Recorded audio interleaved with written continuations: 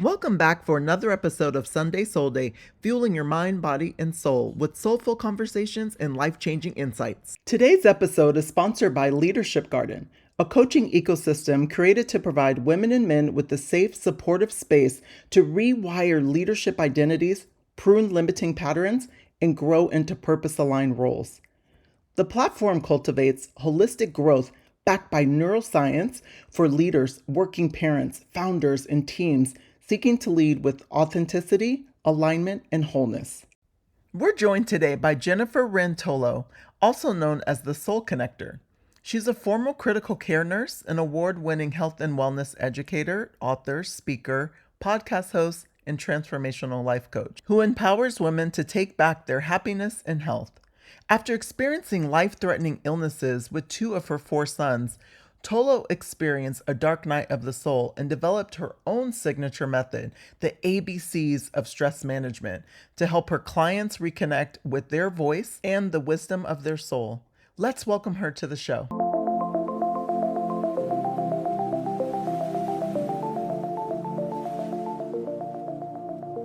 Welcome to Sunday SoulDay, Jennifer.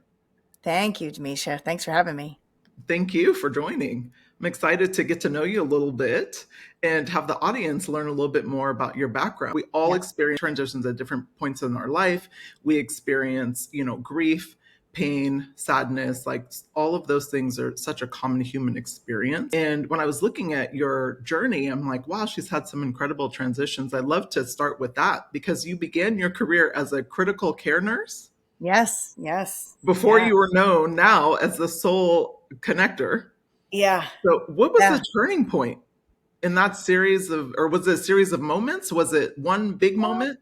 I think I am a true believer, Damesha, that like life, the universe unfolds and gives us nudges, that we all have the freedom of choice, but sometimes we get a little off our path and things happen to kind of bump us back, even though maybe we don't want to go that way or we don't think that's the way we want to go. It's pretty uncanny that when you kind of let go of that tight grip of control, how things just slowly start to unfold and you get where you need to be and what feels aligned. And it's our own resistance and our own trying to be who we think we're supposed to be or do what we think we're supposed to do that kind of can get us a little derailed sometimes. Mm-hmm. So I believe that everything that unfolded, and I was learning skills along the way to prepare me for what I was meant to do. It's almost like the hero's journey, right? We all have this hero's journey. And so I started out as a critical care nurse and I really struggled. I wasn't sure, should I be a doctor? Should I be a nurse? And I had a bunch of different voices in my head as a kid, which many of us do. A lot of people saying, you should do this, or you should do this, or this is who you are, you should do this. So I always felt a calling to heal, to go into the healing realm.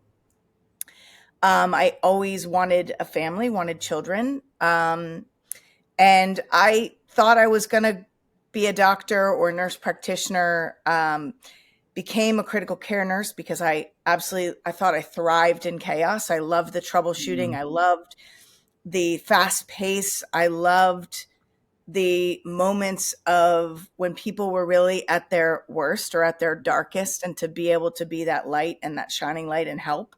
And that's continued on my path. That's the essence, I guess, of who I am that was showing up as a critical care nurse.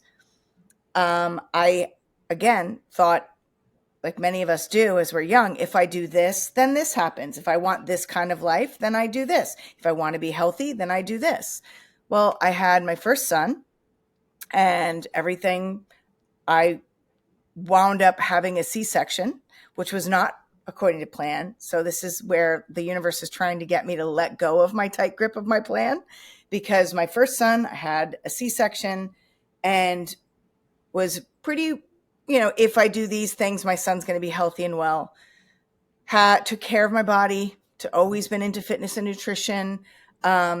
Then my second son came around and a scheduled C-section this time around. And he had a massive stroke at birth. And at this point, I had experienced a bunch of different things in healthcare. I was frustrated with the way we were delivering care. So I got a master's in nursing administration thinking I was going to change things that way. And again, my path was going this way, and my son's stroke literally awakened me to the gaps in healthcare and to different ways of bridging those gaps, starting with connecting with myself and my own soul, then connecting with my son and his soul, and allowing that to guide me. And so I reawakened. I've always been intuitive. I've always had these gifts, which many of us do. I've always sensed energy. I've always just had that intuition, but I never really understood it because it was never encouraged or developed. My son, it's amazing the things that you'll do for your children that you wouldn't do for yourself, right? So I just opened everything. I had a dear friend of mine that was a Reiki master, and she said he's going to need Reiki to help him get grounded. And she'd been trying to train me in that forever. And I was like, that's cute for you, but I don't think that's my thing. And then this happened, and I was like, okay, train me, like whatever I need to know. I wanted to understand the body and movement. I've always been into fitness, but I became a personal trainer because I wanted to help my son strengthen that right side of his body that didn't move. There were so many different things I saw, when we went into the hospital. I'm married to a surgeon, and this was also a wake up call for him because he's like, wow, I can't fix this. Fix them. Yeah. Oof. Right. Mm-hmm. And I remember saying to him, your role is to be his dad, you're not the doctor. Like your role, well, I just got shivers, but your role is to be his dad in this moment. You don't have control. You've got to let others do what they're supposed to do. But at the same time, I saw the disconnection with all the different people that weren't communicating, that were trying to help my son, but were not communicating. So there were almost too many cooks in the kitchen. And I remember saying like, whoa, could we just have like a meeting and have everybody on the same page? Because you're telling me this, but they're telling me this, and it kind of is counterintuitive to each other. Mm-hmm. So again, it really showed me the gaps in healthcare. They kind of were like, okay, he's all set, you can go now. And we're like, wait a minute, but what does that mean for his brain? And nobody could tell me. Nobody knew what to expect. Nobody knew. So it was really learning how to let things unfold day by day, learning everything I could about the brain and neuroplasticity and how I could help my son and meet my son where he is, and it was also a lesson for me in letting others help me, that I don't have to do it all by myself. Yep. So, this was the first journey. And I was a perfectionist. I literally thought, okay, if I do this, then this will happen. Everything needs to be this way. This is the kind of child I will have. And this was the universe way of going, you think so, huh? Yeah. Because nothing was what it seemed. And there were no answers. I had to just let things unfold with my son, who's now 23 years old, amazing. He had some challenges, some massive challenges, but because of that soul connection that we had and me understanding who he is, what he's coming to the table with versus who I expect him to be or want him to be, was pretty powerful. Same with my husband. So then fast forward a couple years later, same day I found out I was having my fourth son, I found out my third son had leukemia. Now, both of these experiences, I'm a nurse, I'm a critical care nurse, but my mother's brain wouldn't go there. It was amazing to me to see like, wow, I was not seeing all these signs. I wasn't looking at things with my clinician hat on because my mother's brain was like all in, right? Like, what's happening? This is not what it's supposed to be. But I quickly learned that I had all the tools that I needed to bridge all the gaps in healthcare for my son. So I knew about Reiki, and I did Reiki on him every single day. Which he didn't have the really bad side effects of the chemotherapy. I knew about nutrition. I knew the kinds of nutrition and the kinds of foods to get in him to help his cells heal. I knew about mindfulness and meditation to help ground myself, for not just myself, but this child that I was growing inside of me, So again, it was almost like the universe saying to me, okay, you have all these tools. Now practice these tools. Yeah. And the amazing thing, and I had the intuition, I had the connection to my guides and my angels at that point. So which helped me out tremendously because I learned to have faith, to trust my own self, to trust my own judgment, to pause and get still so I could hear the wisdom of my soul. So that's my journey, and through it all, first I did for myself and my children, and then now it ripples out to families, Yeah. and yeah, Wow. Oh my goodness. Thank you first for sharing. That's like sure, that's what I'm saying. It's like everything that I mentioned earlier, like, having grief and sadness and all those things are such a common human experience.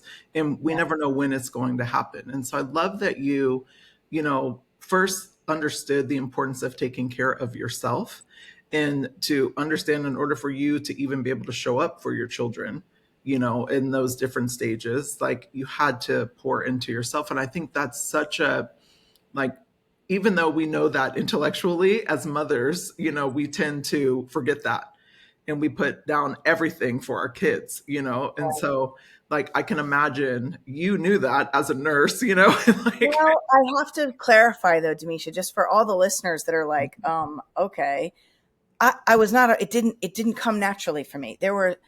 I am a type A person. I like things the way I like things. I still had a tight grip of control. I wanted to heal my children. And I was still showing up for everybody at the expense of myself because I wanted everything to be a certain way. And now I had even more challenges on my plate. But I have to share a little, I call it my 911 moment, which was my wake up call that I had to start putting my mask on first. I had to start paying attention to my own needs and well-being first. And that was, I remember reading to I had two little ones at home with me, and then I had two kids away or at school for the day. And I was reading, and I had a business, by the way. I'd opened up after my son had the stroke. I really got into the fitness and nutrition and wanted to help families be healthy. I wrote this book, Family Fuel, about all of that. Again, I still had a pretty tight grip of control. I still thought that if you do these things, then this will happen, right?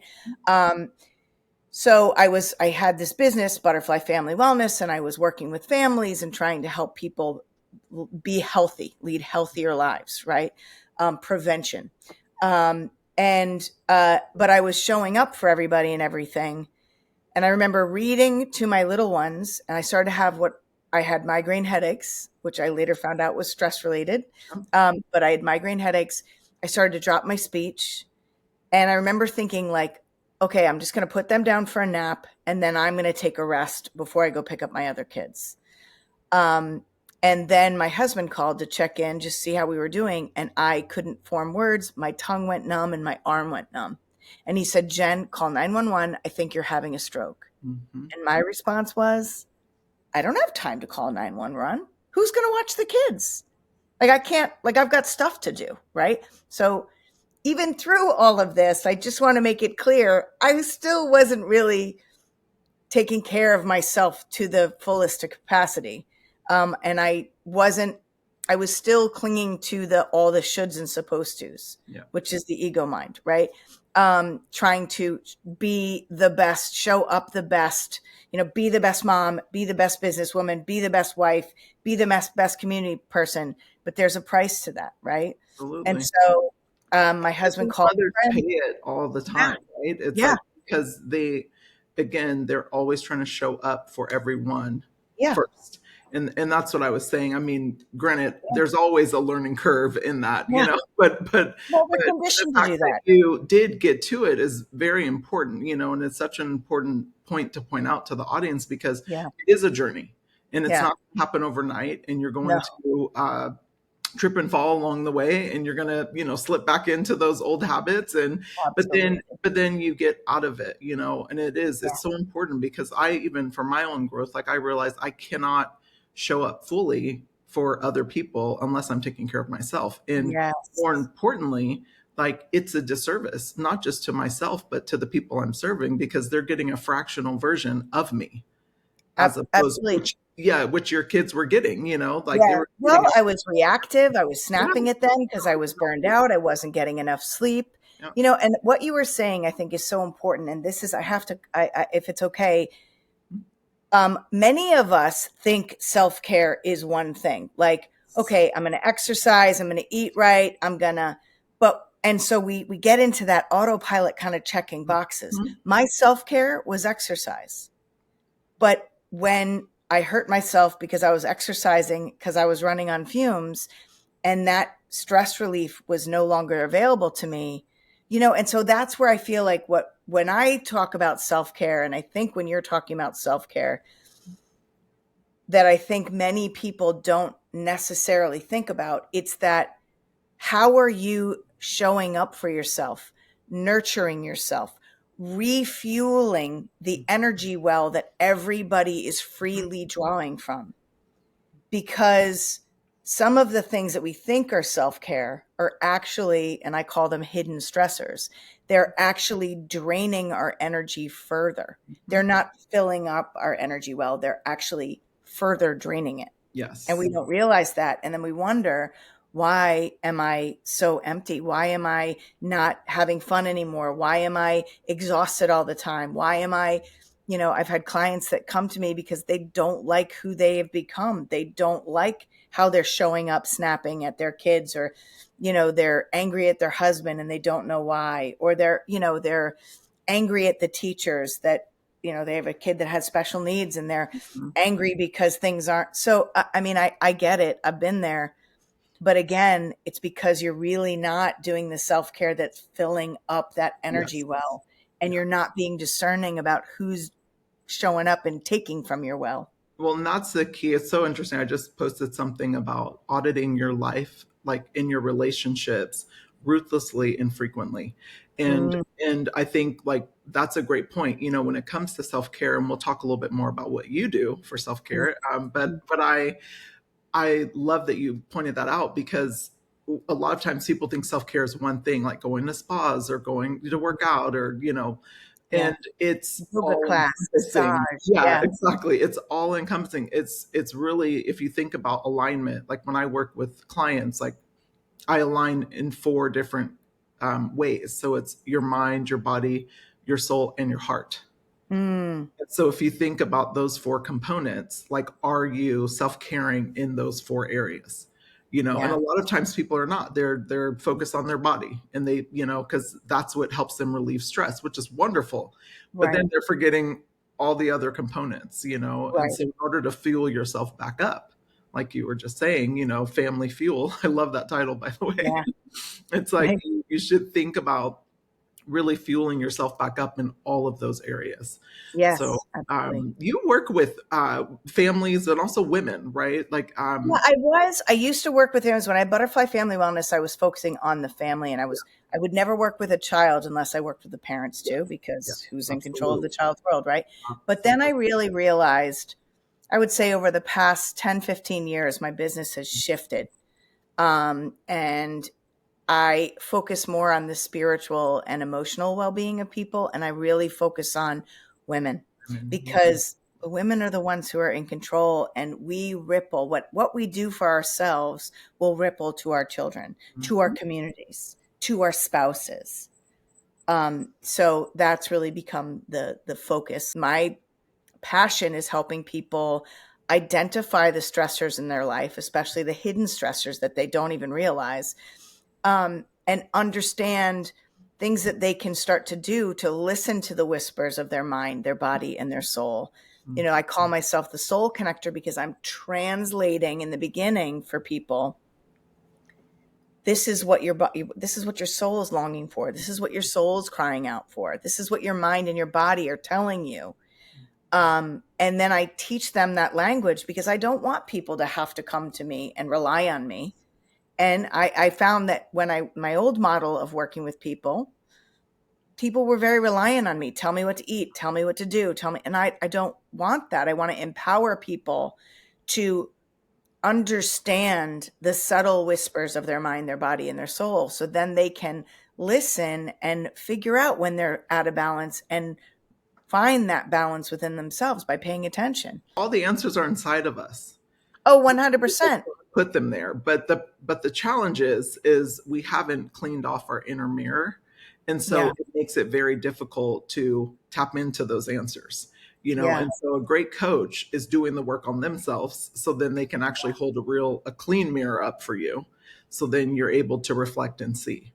And I think a really important thing too, Damesha, is to understand that what's right for me is Yeah. not necessarily what's right for you. So it's helping people trust themselves and trust that they do have all the answers inside of them. They just need to learn to trust it and to figure that out. So I like to give people kind of a bunch of different options and say, create your own toolbox.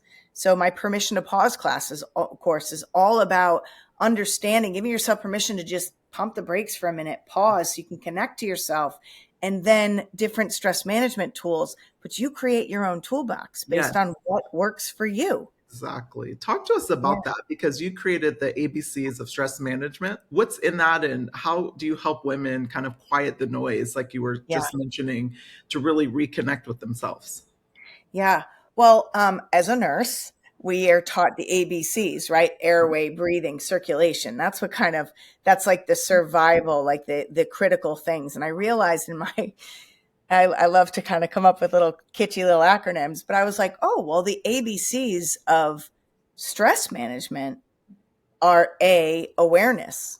A lot of people aren't even aware that they're stressed because we're so busy in this autopilot survival mode that you don't even recognize that you are in that fight or flight constantly, and that you are seeing problems everywhere, and that you've got your sword up in your shield and you're exhausted because you haven't taken a break. So that's the awareness piece, the awareness of your body and what are the signals that your body is telling you that you're stressed. What are the thoughts that are cycling in your brain that are creating stress? What are those moments where you feel triggered, that makes you feel like you've got to fight, right? Or freeze or flee. So that awareness. And even deeper is the awareness of your belief systems and the messaging from childhood that kind of lends to those feelings. Like, for example, my message was, and it's a very subconscious thing. It's not like your parents intentionally taught you that. Wonderful parents. But the messaging from my childhood was that I was not enough because I could always be better. I always had to show that I proved that I knew what I was talking about, that I was enough. So that fed so much of the stress in my life because I was always trying to show and prove that I was enough. So whatever I was doing was never enough, which that's a belief system. B is balance your nervous system and your mindset through breath.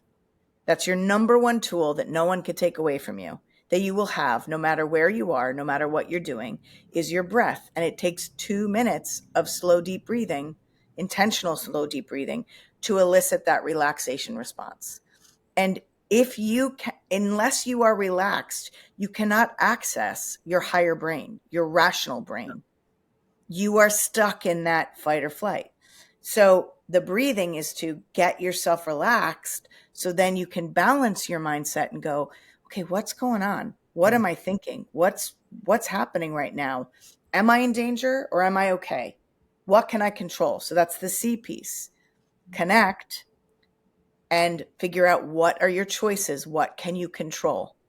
So what you have control of yourself, your thoughts, your actions, only in the present moment. Yes. What is your energy? What are the energy drains? What are the energy givers? And how to start to set better boundaries and why boundaries are important. That's all. So you can start to reclaim the power of you Yes. and your choices, because our biggest power is our choice and our voice. That's our greatest power.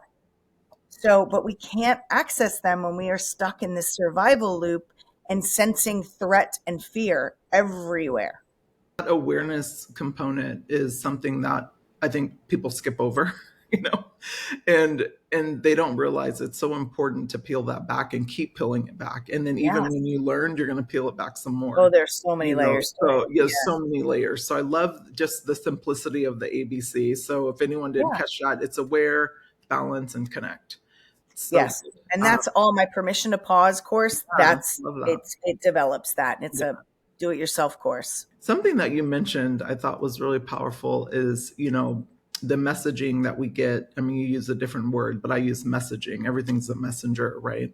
But Mhm. messages that we get, like even in our childhood, that Mm. even when you have incredible parents, the message might be that you're not enough, and I Yeah. find that many women, especially, and men too, like get this message, and they carry that in through every area of their life. And so they're like on this, constant survival mode wheel, that's like looking for external validation, external achievements, in order to feel like they're enough. Like, how do you help women redefine what success looks like so it fuels, not just externally, but their well-being and their soul's purpose? Yeah, that's a great question. And one of the things that you had mentioned as far as people like, yes, this is those belief systems and these things from childhood. Um, we have to understand that they shape the messaging and very subliminal, very subconscious, oftentimes not intentional Absolutely. messaging that we get from society, from our families, especially for women, makes us always feel like we've got to do more or that we're not enough. And so, what I help people, women, understand is first to identify what those belief systems are and understand what they are, where they're coming from, to look at their childhood. A lot of people have some childhood traumas or childhood experiences that they hold on to. And either they didn't process the emotions, they shoved the emotions down, and it plays, those emotions are still kicking They're around inside still of there. you. Yes. Yeah. So I help people kind of unlock or tap into those things and to reframe the way that they're looking at them. I'll give you an example. I had a client of mine that had a very dysfunctional childhood. She was raised by an alcoholic mother and put in very unsafe situations, a lot of instability in her life. And she was in this state of fight or flight and was always trying to assess what's the mood, and never liked to rock the boat. So even in her adult experiences, now she is, a mother, she is a wife, and she always tried to avoid conflict because she didn't want to rock the boat. She didn't want to upset. She was afraid of having love withdrawn, of abandonment, all of that stuff from this childhood trauma, and always felt like something was wrong with her because of this. So, one of the things that I helped her with was to uncover that she came to me. This is the funny thing. She came to me because she had gained a little bit of weight and she felt like she was hypoglycemic because she never felt satisfied. Like she was always hungry and she felt like she had to eat. So it turned out she had suppressed all these emotions that were creating this fire inside of her. So this fire inside of her was making her like revving, like running around like a chicken with her head cut off, like just revving and going and going and going. So part of our work, and this was in my deeper programs, part of the work was really uncovering what's at the heart of that, getting to what are the emotions that you've suppressed and that you've stored down, and how is that impacting your physical well-being, your relationships, so your emotional well-being, your spiritual well-being, what you think about yourself. She was always afraid to travel because she didn't trust herself. She was afraid all the time. So it's incredible because now she's lost weight because she stopped thinking about, she's like just eating what she wants to eat, exercising. She's backed off on some of the exercise because she was over exercising. She's learned to speak up and use her voice. And not trying to make things okay all the time. She started to travel. She just did a mission in Africa that she has always wanted to do. It's amazing. And she literally says to me all the time, I just feel like you've just removed this anchor that was keeping me stuck for so long. But that anchor was all of those feelings and emotions and experiences that we've just shoved down because we don't know how to deal with them. We've compartmentalized them. Yeah, I think that's so interesting because everything is energy. Everything. yes, And yes, what we do, and especially women, we're so great at it, and we're great at lying to ourselves, is we oh push yeah, it down, we bury it, and then we think, okay, well, it doesn't really bother me, or I'm okay, but we really aren't. And yeah, it's stored energy that has a yeah. memory because the body keeps a score, to that beautiful book, and so Yes, yes, it's yes. remembering, and it comes up in different situations, and that's how you know it's remembering. But it weighs you down. What you did to her, or with her, I should say, because it wasn't just you, but what you did with her, and what a great coach does is free that energy, and it Hmm. frees that space. Yeah. Well, and it helps you understand that this mask that so many of us wear, this I'm fine, it's fine, everything's fine. Yes. You're lying to yourself. It's almost like, I know Carolyn Meese talks about betraying your own soul. You're betraying your own Oh soul. yeah, I say that all the time. I haven't heard her say that, but I say that all the Yeah. time. I'm like, you are absolutely betraying yourself, Yeah. like every time that you lie to yourself, say you're okay, do things outside of your boundaries, do things outside of your soul's comfort, Yeah. like it's a betrayal to yourself. Talk about energy and energy drains like you do, right? We're all about energy. And if you think of when you say yes to everything and you don't give yourself a chance to replenish your energy, or you say, we all know those people. Come on. We all know those people that take a little bit more of our energy. Yep. Yes. And I have found that it's okay for me to say no when when I don't have the energy to Mm. be around that person and to deal with all the stuff. It's okay to say no to something that requires more energy from me when my energy is running low. I know that when my energy is high, I can bring it. I can offer value to the whatever it is that I'm doing. Even if it's like, serving at a soup kitchen, my energy is so much better when I have it in me to do that. Mhm. And that when we give ourselves permission to set those boundaries and say, you know what? I'm going to say no today because I don't have it in me. And you're saying no to things so you can say yes to you first, which took me a long time to be okay with that. Yeah, For it's like what them, I was saying earlier. It's like yeah. women tend to serve from a fractional version of themselves. And it's Hmm. because we're saying yes to things we really want to say no to. We feel obligated to do things. We, show up for everyone else besides ourselves. But when Yeah. you take the time to really evaluate that, or audit, any words you want to use, to Yeah. really look at that, and really start with the awareness of like, wait a minute, I'm leaking my power, I'm leaking my Yeah. energy every time I do that, and it's taking away from me. You're not able to show up and serve, what I was saying earlier, from a full version of yourself, from a Yeah. more whole version. And Yeah. that is a disservice, not just to you, but the people you love the most, and the people you want to show up for. And if you think about it, many people aren't like, how many of the women listening Mhm. are not really finding joy in the things that they used to Yeah. find joy in? Yeah. And when your energy, well, I love to, and when I give talks, I talk about this all the time to women. I love analogies. And if you think about yourself, like that you're a car, this Mhm. like high performance car, right? Of course, we're like, pick your favorite car, Yeah. like Porsche Panamera. I'm a Porsche Panamera, right? And I'm driving along, and my body is the car, Yeah. and my mind is the engine, and my soul is the check engine light, the panel that comes on to let me know signals, right? Like tire pressure's low, whatever, right? Fuel lights on.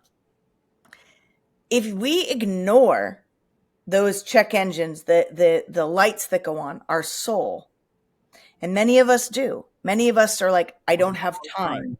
Yeah. I don't have time for that. Or maybe they're so busy looking at the destination they want to go that they're not even paying attention to the signals. They're just in this vehicle going where they think they want to go, checked out. So they're not even paying attention. They don't even see that the check engine light is on. They don't even see that they're almost on empty, right? So when we don't, then what happens? Then we start to get burned out. Then we get sick or something happens and we have to pull the car in. And now we're out, and this time we're going to take the time, because you have to take the time because your car just broke down. Yeah. Because your soul is letting you know, I can't keep going like this. I am burned out. I can't keep going at this level. I've been there. Many of us, I'm sure, have been there. Yeah. And there's nothing wrong. You're not broken. You're just disconnected. Yeah. It is your soul calling you to say, it's time to reconnect to yourself, to your soul. It's like think when you were talking about earlier with your babies, like you probably missed that check engine light and all of those signals before, and then you're like, I think I'm having a stroke. Like I've been there, even when my children were small and they were, healthy, but I wasn't. Yeah. Because I was pouring everything into them, everything into my work, everything into, everyone else, and putting myself on the back burner. Not only are you teaching the people that you love how to treat you, but you're also like showing that yourself that you don't matter, and you really do. And so it's like that, just remembering that you matter first in order for you to be able to serve others. Like that's something that I've grown into, over the years. And it's taken me like a lot of years to be able, as the oldest child and, like natural caretaker of whether I'm working in an organization, like it took me years to understand the importance of, it's okay to put myself first. It's not selfish, but it's self-full. You don't have to earn it. You're worthy of it just by showing up and being you. Yeah. And I think so many of us, when I tell people, I teach people the power of the pause, because that's where it all starts, right? And many people, I had a client that said to me, I can't take a break. Every minute counts, and every minute has to be productive. And I'm like, well, that's not working for you when you're almost crashing your car because you're running on low and you're so exhausted. And, what if I told you that pause and giving yourself even 2 minutes, 5 minutes to pause is actually going to be the most productive thing you can do, because you're refreshing your energy. You're reconnecting to, what do I need in this moment? What is going to be the best thing? What is my best choice for my greatest good in this moment? And that only happens with that pause. Athletes, professional athletes take naps. They take pauses because they know it's going to help their performance. But so many women don't, because they think, I have to be productive. They've got this mask on of like, I got it all together. That's another thing the same person said is her house. She was always stressed about her house being disorganized and all these piles and all this stuff. And I said, well, what does it matter? Why is that such a big deal? She said, because then I want to look like I have my stuff together. And I was like, well, do you? She's like, well, at work I do, but not at home. And I was like, okay, but are your kids happy? Yeah, they're happy. Is your husband happy? Yeah, I'm happy. And you're choosing to go for a walk with a friend who needs you versus cleaning your house and having everything put away. So, and then we even looked at, okay, well, what are the women in your life that have everything looking like they're perfect? Is their life really perfect? What are they giving up to have that? And she realized, oh my gosh, you're right. They're not happy, right? Because they're focused on appearances versus the inside stuff that really matters. Focused on what it looks like rather than what it feels like. I put up a post about this like a couple years back, and everyone was like, yes, that's so true, Right. But I think we do that. Like it's so natural because we're taught to push our feelings down, to, show up and be ready to go. Like I call it, showtime, it's like, and you're not showing up as your authentic self. So you're almost at war with yourself when you do that, and so that's something. Yeah. It's radical self-awareness, right? And this is hard and this takes a lot of work, but it's not only knowing who you are, knowing what you're really good at, but also knowing, yeah, I'm not really good at this. So like, yeah, I'm And being not that okay with organized. it. Yeah. Right. And being okay with it, because guess what? That's where true power lies. Yes. Because then no one can come into my house and say, oh my gosh, your house is so messy. Because I own it. I know it. My house isn't that messy, but it is. But it is. I definitely have moments where I'm like, yeah, it's a chaotic mess. I always say, welcome to the Tolo circus, because that's what it is. But it's like, you know, you have to embrace even the parts of you and the parts of your life that you're not psyched about, but it is what it is. And Yes. when you do that, there's something so liberating about that. Well, that's where radical acceptance, Mm-hmm. talking about that beautiful book, but radical acceptance, when you can get to that place, it's so much more freeing. Mm-hmm. And you're not showing up in the way that you think people want you to show up, or how you've been trained to show up, or really how you've practiced over the years, because we're all practicing, we're all Yeah. characters in our story, Yeah. whether or not we want to be the supporting character or the main character, Right. we are characters in our own story. But don't you want your character to be full of authenticity? Don't you want to show up as you? So Yeah. then you don't have to remember who you were with that person. Right. So like Right. it's And do exhausting. you want to And be I the find that victim? so many women are exhausted because of Oh, it. yeah. But it's a power, it's going back to what we were saying earlier. You hold the power of your choice. And Yes. one a quote that I put up a while back was like, life is BCD. We're all born, we're all going to die, and everything in between is our choice. Oh, yeah. And if you remember that, we again give our power away. So we allow other people to make the choice for us. So then we can stay in that victim mode as opposed to the victor. The victor takes the power back. The victor Yes. claims, like, this is my choice. I'm going to go forth. Choices include boundaries, saying no, all the things that we talked about, Yep. like Yep. that's how you get back into alignment with yourself, your soul. Yeah. As a soul connector, you've built an incredible business and have been doing this for many years. Like, with so many coaches popping up on LinkedIn and social media, which I'm sure you've seen, what are some of the unique challenges or even opportunities do you see for your business today? And has it been different over the years? Oh, yeah. Oh, yeah. My Talk to my me about business has changed. So I started Butterfly Family Wellness 20 years ago.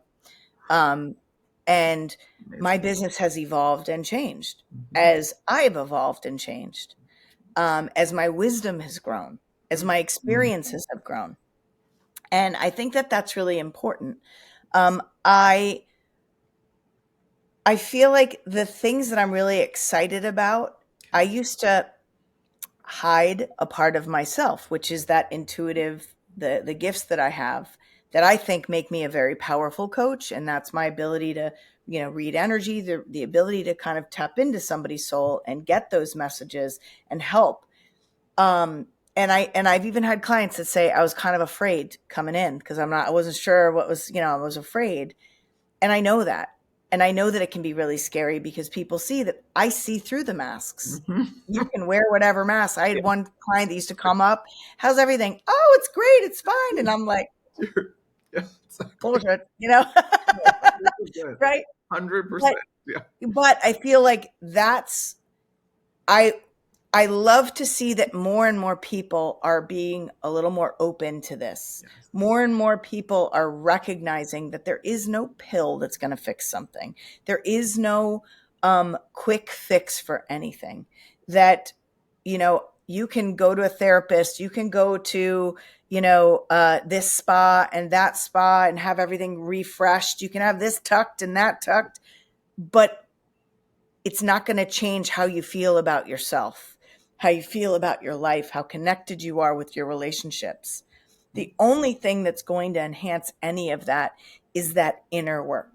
Mhm. And so I feel like even in the health coaching realm, there are so many people that are like, eat this, do this, Yeah. have this, take So this. much information. Right. And it's information overload. And I really feel like one of the things that sets me apart, it sounds like it sets you apart, but I think what's setting the real people out there Mhm. is what you mentioned, the authenticity. People that walk their walk, talk their talk.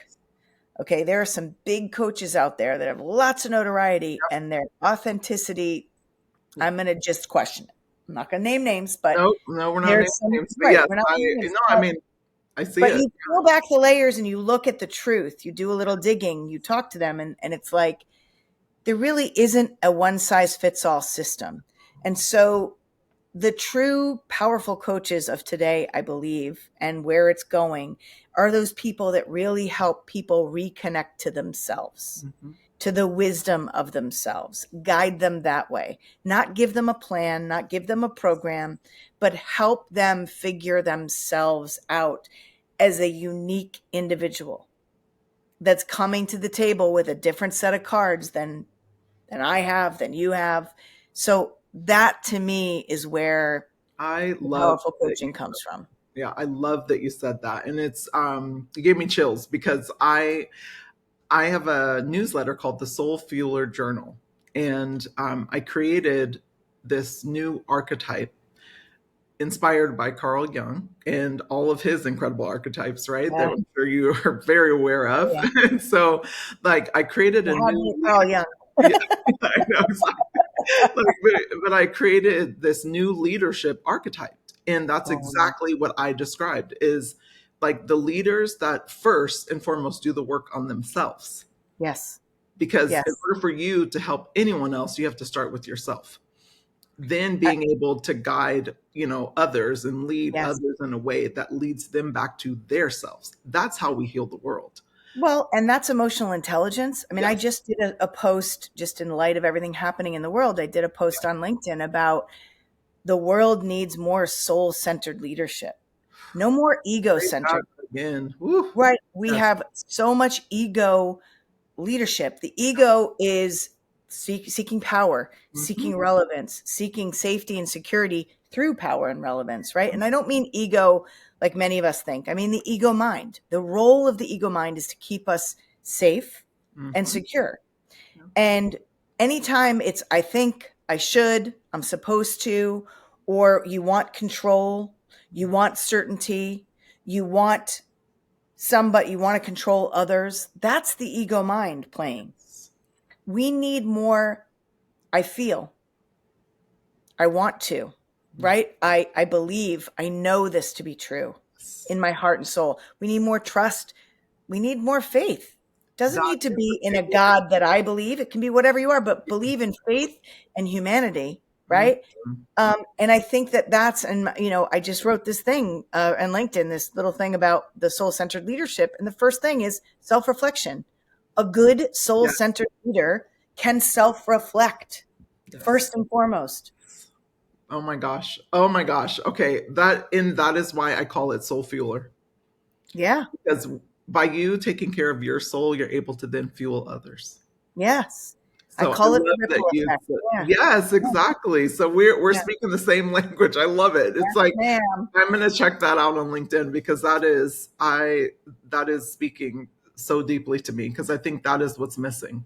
Yeah. It's been missing for a long time, which is why we need so much healing, especially Right. I mean, all over the world. But I just to start with America, we need so much healing here. In order Oh, to yeah. do that, healing starts with truth, and you have to have that truth in order to even start with awareness. You have to be Yeah. radically honest. We're talking about radical acceptance, radical all this, but you have to be radically honest with where Well, we and are. I remember hearing, I can't remember who I heard this from, but it really resonated with me. There are really only two key emotions: Okay. love Hmm. and fear. Yep. So you would think the opposite of love is hate, but hate comes from fear, Yes. right? Control comes from fear. All of it. Jealousy, comparison comes from fear.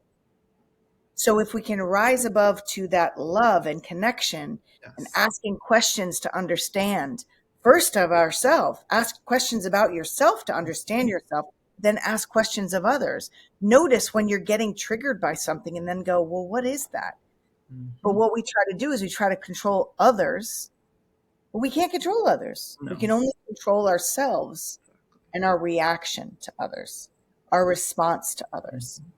We can only feel threatened if we allow it. Yes, if we give the power away. Exactly.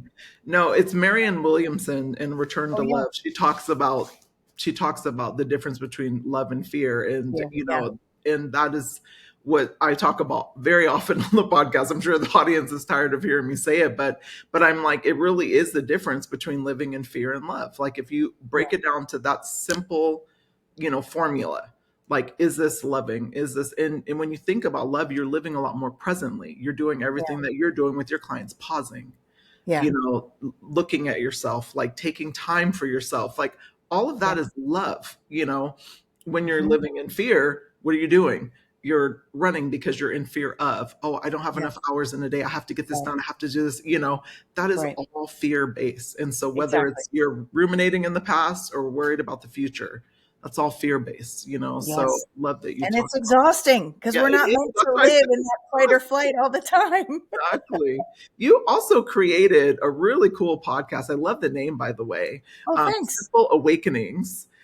Tell me a little bit about that. Like, what inspired you to create that, and how's that going for you? Yeah. Well, I created it because first of all, I love having conversations with people. Yes. And I feel like shared, when we share conversations and we talk about things, there's so much more commonality than we think. Mhm. We think that we're alone on this island sometimes in what we're experiencing, but we're Mhm. not.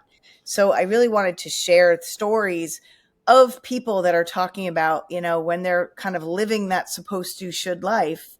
And then often something happens that makes them pivot and connect to like this awakening, like, okay, actually, I don't have to keep doing things this way. Actually, that's not working for me. I'm going to do things this way. So I like to share those stories and conversations just to have aha moments for people to really connect to. Okay, when we're feeling disconnected, when we're feeling unsettled, what is it? And what is at the heart of it? Like, what is that awakening for us that makes us go, you know what? And it's a simple thing. It doesn't need to be this huge, epiphany, or you don't have to take ayahuasca to have this awakening, and you don't have to go on this, trek, this spiritual trek, or, what do the Native Americans like to do, the sweatshop. You don't have to do the sweats, and you can just kind of tune in and lean into that feeling of something doesn't feel right, something's not aligned, and then pivot Mhm. and lean into that pivot. So that's what Simple Awakenings. I'm actually toying with changing the name because Ooh. just keeping it a little simpler and a little clearer. For I used to, because a lot of people are like awakenings, like somebody's sleeping, like what's going on? I almost feel like, you do everything around the soul. It's like soul awakenings because that's what you do Yes. to Oh people. yeah. So like, I don't know if that's an option in your Thank names, you. but I like I that. love Yeah. that. I mean, Yeah, that's the it problem. really I is. had a I lot of love you. ideas, but they've been taken. So I'm like, oh man. Of course, no, of course. Yeah, yeah. Well, what is, because again, always curious about what people do. I love this question, by the way. I ask everybody on Sunday Soul Day this question. I get so many amazing answers. But what is one thing that is a non-negotiable for you? Okay, when you think about your own self-care, and Mhm. I'm sure it's evolved over time, but what is a non-negotiable that you have right now with yourself? And then also, what is one book that has really changed your life? Hmm. Okay. So, one non-negotiable is, I need time outside. Like I have to be out in nature because it feeds my soul. So whether that's a walk, whether that's gardening, I like to make my own teas and Oh, I love tinctures and that. stuff. So I love to garden. So um, I need to have some way of being out in nature and moving in nature. So that's a non-negotiable. Um, and then the book, you said, what book? Um, oh geez, there's so many books that I I absolutely know. love Okay, maybe one that you recommend often. that I recommend Yeah. often. The Power of Showing Up. Ooh, Yeah, I would love that recommendation. it's That's good. it's meant for it's a family book, but it's actually so it's a child psychologist, Dr. Daniel Siegel, that wrote it. But what I love about this book is so many of us, again, we've been conditioned, but a lot of times either somebody didn't show up for us,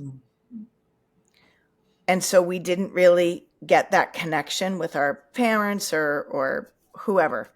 And then sometimes that makes us try to over show up for our kids. And what I love about this book is it talks about kind of a child's brain to help you understand yourself. And it's one of the things that inspired that, and the Enneagrams inspired my soul survivor types, the quiz that I have, because it's really like these messaging, we talked about this, the messaging of our childhood and how it interferes with our ability to show up in our life, our ability to show up for our children, our ability to show up for our spouse, our relationships, our whatever it is. And it really is looking at when we pause, self-reflect, and connect with ourselves and understand the why behind our behavior, behind the habits, we're better able to show up in our life authentically. And this is on, at the root of this is really showing up for your kids. But then it offers a lot of just self-reflective questions, which I love. I'm all about those self-reflective questions. I'm writing my story, my book. It's called A Mother's Love right now. And I'm shopping it around trying to get publishers, but it's my passion project. But after every chapter, I have self-reflective questions. Just because I think it's important for us when we read and absorb something to then have a way of turning it back in. And that's what I love about The Power of Showing Up, this book. So Dr. Daniel Siegel. Okay, I will definitely add that. I love that. We have this beautiful list of book recommendations from all of our soul fuelers. You're now soul fueler coming onto the show. And so I love that. I haven't read that, so I will definitely check that one out. And I also have an ebook on Amazon, and it's a really short read, but it really starts with self-reflection, and it's 10 powerful steps on how to self-reflect, so you can have a lot more self-awareness, and which is everything we're talking about here, so it's a scary thing for people. Oh, no, it is. Well, I think it goes back to the love and fear, right? Love is truth. Fear is lies. Like that. Yes. So that's, and people, we get comfortable with lies. We keep telling them, and then we start believing those lies, and truth is scary. Even though it's loving, love is sometimes scary because people aren't used to it. And so we think about what we practice time and time again, like it takes practice. So for anyone listening, Jennifer didn't get to this journey, which I love that she shared overnight, and neither did I. It's like it's an ongoing process, and you're going to be healing forever, and not that you're broken, but it's like you're going to be healing parts of you and learning parts of you, and stepping more into love, and that takes time. It's not and it takes openness. I really think it really starts with the openness, the desire, the recognition that, you know what? I believe there's more for me. I believe that I can be better, show up better. Not that there's anything wrong, but just that life can be better for me. I can have a fuller expression of myself. Oh my goodness. This was such a delicious conversation. Thank you so much for coming on. I really appreciate it. So grateful you blessed Sunday SoulDay. Thank you. Thank you for having me. I loved every minute of this. Absolutely. Everyone, as always, have an amazing Sunday, and do us a favor. I know I got some gems on this with this conversation with Jennifer. Leave your favorite part about this conversation in the comments below, or maybe something you learned that you didn't know before.